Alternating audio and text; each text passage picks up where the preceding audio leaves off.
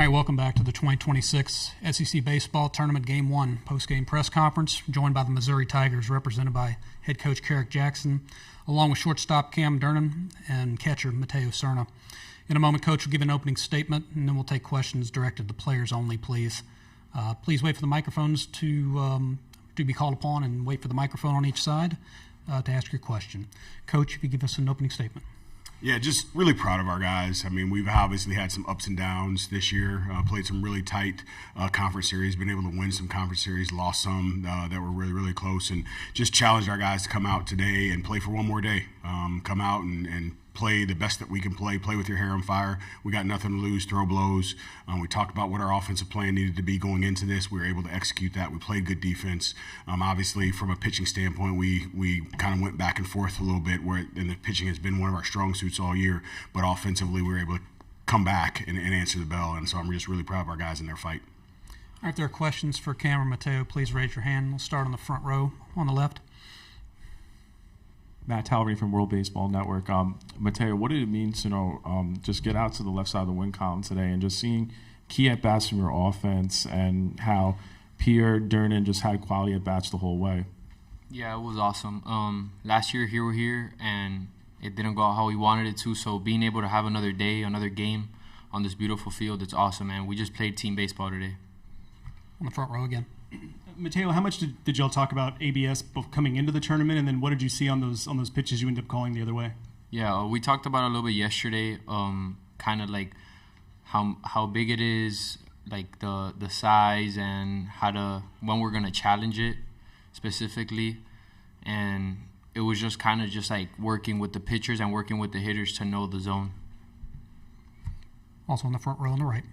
It felt like your dugout really got into it when those reviews were coming in. I guess just what's that like for you? And did you get like nervous? I guess before the first one, or I'm curious to hear more about it. Yeah, it was fun because when it came out in the media that we were gonna have ABS, like we were just making jokes about it until now. So it was pretty fun. Like everyone was kind of like waiting for the first challenge, and it was pretty cool, to be honest.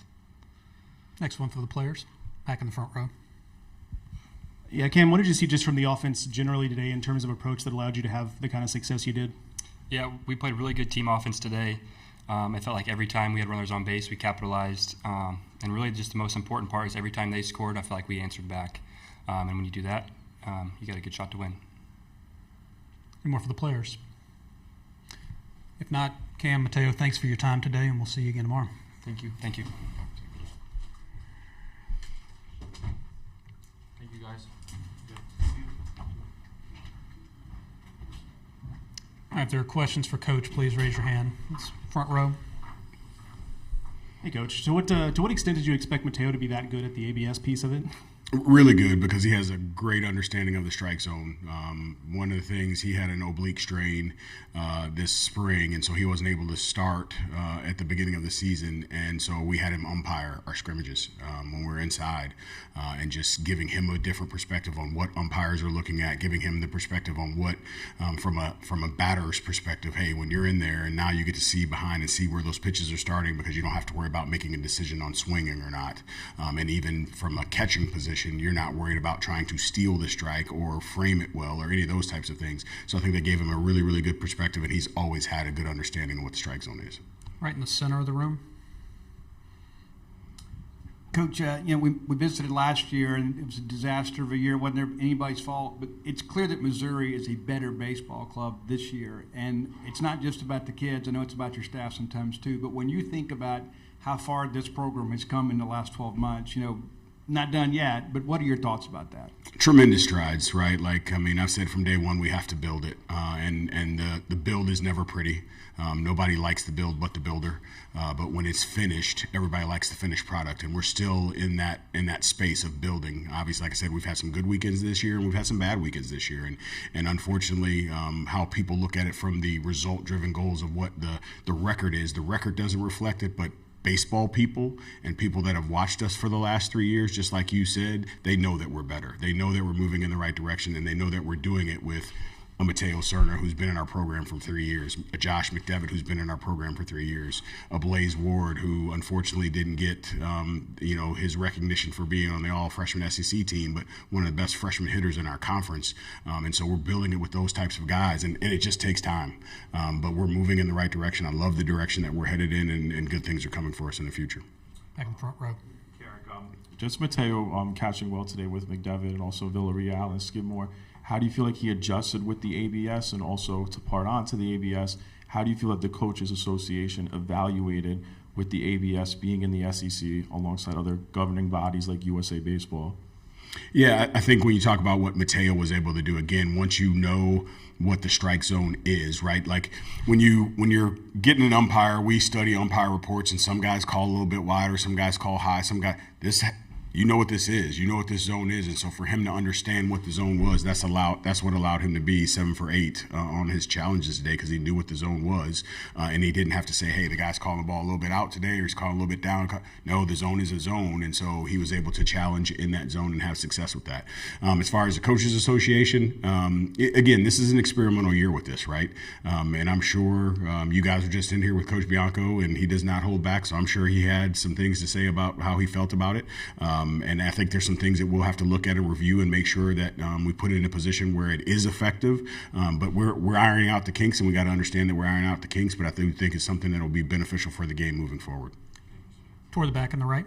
Just to follow up on a question earlier, I do want to ask you about what a win like this means to your program. Now that you're heading in the right direction, obviously you're not done here yet, but what does that one win in the SEC tournament for the first time since 2017 mean to you and your program, and what you're building for the future? It means everything, right? As I told our guys, enjoy it, don't celebrate it. Like, we didn't come here to win one game, so enjoy the win and understand that. And like you said, 2017, well, the one we won before that was 2015, and I was on that coaching staff. And so understanding that now with 16 teams being able to be in this tournament, and with it being a single elimination tournament, you put ourselves in a situation where we come into this thing next year with a little bit better record, and now we're sitting like some of these other teams. We know we're in, and are we playing the host? What are we doing at that point? And so that's the benefit of having all 16 teams here, is if you're just on the outside looking in, you can come here, play your way into it, and you're playing quality competition. So it's a great thing for our program to move in that direction. But again, we're not here to just win one game. And so enjoy the win, but don't celebrate the win, and let's come out tomorrow and get another one. In the center of the room. And speaking of tomorrow, obviously you guys didn't play Mississippi State in the regular season. You played them last year in the regular season finale, but I'm sure you've done a little pre-scouting about them. What are your thoughts about the Bulldogs and the matchup tomorrow? Quality program, just like everybody else in our league, right? They started off hot, man. I mean, at the beginning of the year, they were rolling, and once they got into conference play and started to face some competition, there was some back and forth with them, and they can swing the bat. They're going to pitch it well. They're going to play good defense. Obviously, with us having Drew Dickinson on our staff, who was with that staff before, he's going to have a lot of insight. They're going to have a lot of insight about him.